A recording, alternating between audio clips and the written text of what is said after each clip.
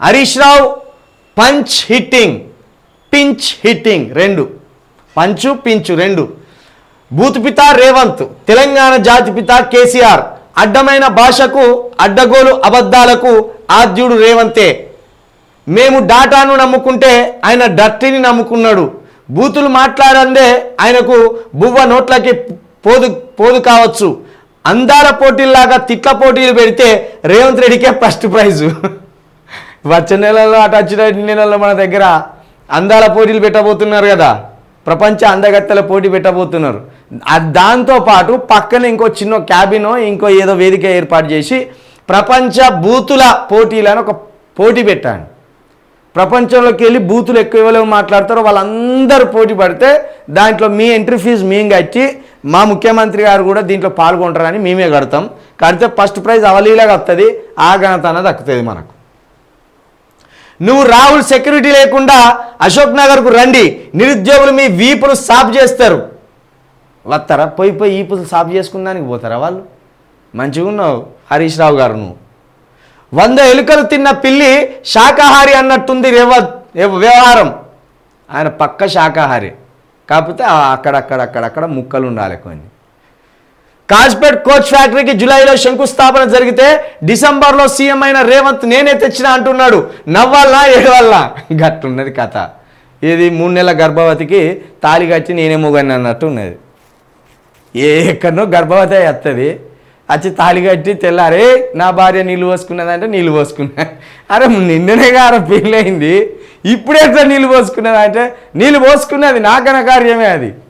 గట్టనే ఇప్పుడు రేవంత్ రెడ్డి కూడా ఆయన జూలైలోనేమో శంకుస్థాపన జరిగింది, 2023 జూలైలో శంకుస్థాపన జరిగింది.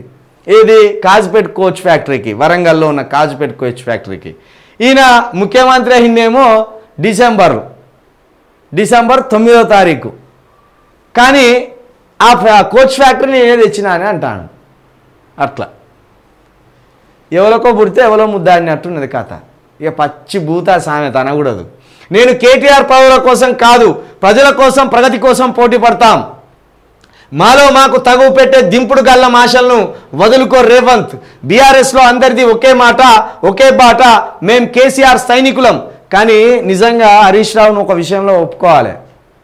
హరీష్ రావుని కేసీఆర్ నుండి వేరు చేయాలని గత 20 సంవత్సరాలుగా ప్రయత్నాలు నిర్విరామంగా జరుగుతున్నాయి. వైఎస్ రాజశేఖర రెడ్డి ఉన్నప్పుడు కూడా అప్పుడు పోయి ఒకసారి ఛాంబర్లో కలిసి మా సిద్దిపేటకు కొంచెం ఎక్కువ ఇవ్వండి నిధులు అని అడిగితే రేపో మాపో కాంగ్రెస్లోకి జంపు అని రాసిండు. ఇక లేకపోతే బావబమ్మర్దులకు లొల్లున్నట్టు మాట్లాడతారు హరీష్ రావుకి కేటీఆర్కి. ఎందుకంటే ఇద్దరు సముజ్జీవులు. ఓ విధంగా చెప్పాలంటే కేటీఆర్ కంటే కూడా కొంత తెలంగాణ ఉద్యమంలో ముందున్న వ్యక్తి. రాజకీయ అనుభవం హరీష్ రావుకు కేటీఆర్ కంటే ఎక్కువనని చెప్పాలి. ఎందుకంటే కేటీఆర్ వెన్నంటి నడిచిన మొట్టమొదటి వ్యక్తుల్లో హరీష్ రావు మొదటివాడు. తర్వాత అమెరికా నుండి కేటీఆర్ వచ్చి నిలబడ్డాడు. కానీ ఈయన చుట్టూ ఎప్పుడు అవమానాలే. ఈయనను ఎప్పుడు నమ్మరు అని, ఆ బావబొమ్మర్దులు కొట్టుకున్నారు అని.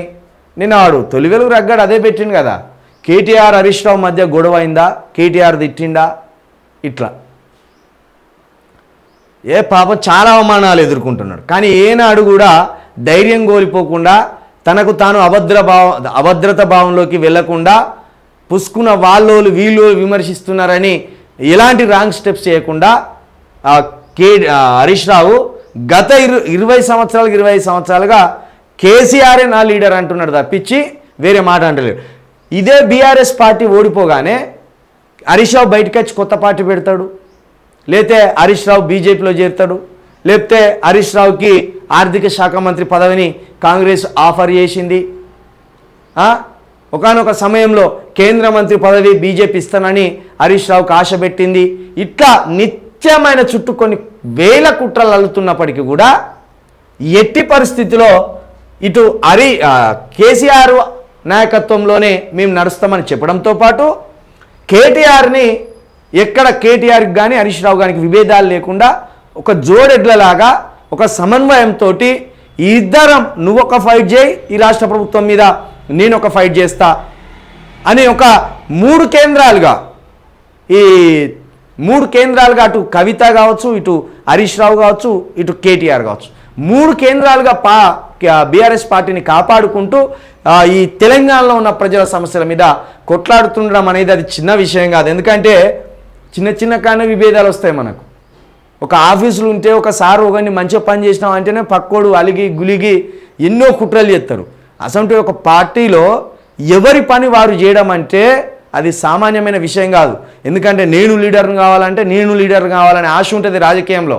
కానీ అలాంటి ప్రలోభాలకు అలాంటి మనస్తత్వానికి లోను కాకుండా ఒక పార్టీని ఒక లైన్ మీద నడిపిస్తుండడం అంటే అది మామూలు విషయం కాదు. ఈ విషయంలో ఇంకా మేనల్లుడిగా ఉన్న హరీష్ రావును ఇంకా మెచ్చుకోవాలి. ఎందుకంటే చంద్రబాబు లాగా ఎన్టీఆర్కి వెన్నుపోటు పొడుస్తాడు, ఈ మాటలు కూడా వచ్చినాయి. పాపం ఎన్నో నిందలు, ఎన్నో అవమానాలు. పేరుకు మంత్రి కావచ్చు, పేరుకు బీఆర్ఎస్లో పెద్ద లీడర్ కావచ్చు, కానీ నిత్యం అవమానాలే హరీష్ రావు గారికి. ఏదో ఒక డౌట్ పెడతాంటారు ఆయనకి, ఏదో ఒక అవమానం పెడతారు, ఏదో ఒక అనుమానంతో ఆయన నిందించే ప్రయత్నం చేస్తారు. రేవంత్ రెడ్డి గారు కూడా ఆయనను ఇగో మీ బావతోటి థ్రెట్ ఉంటుంది, లేకపోతే ఇగో మీ బామ్మతో థ్రెట్ ఉంటుంది అని నిత్యం అనుమానం, వాళ్ళకి అనుమానాలు వచ్చేలాగా ఒక పరిస్థితిని క్రియేట్ చేస్తారు. కానీ వాళ్ళు ఆ అనుమానమైన ఆ డైలామాలో పడకుండా మంచిగా పని చేసుకుంటూ పోతున్నారు.